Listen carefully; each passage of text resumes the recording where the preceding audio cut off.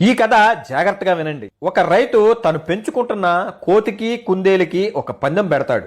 పెట్టి ఇలా చెప్తాడు, నేను ఈ పొలంలో కొన్ని గోతులు తవ్వి పూడ్చేశాను.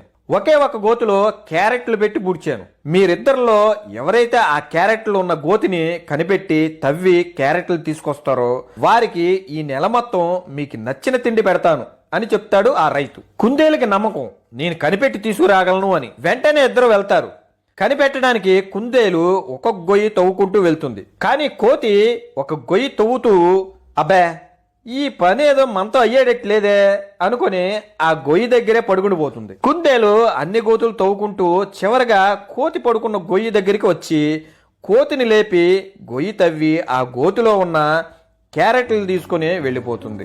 అది చూసిన కోతి, చి అదేదో నేను ముందే గొయ్యి తవ్వు ఉంటే ఈ క్యారెట్లు నాకే దొరికేయి, నేనే గెలిచేవాడిని అనుకుంటుంది. ఈ కథలో నీతి ఏంటంటే, కష్టపడేవాడికి కొంచెం సమయం పట్టచ్చు, కానీ విజయం తథ్యం.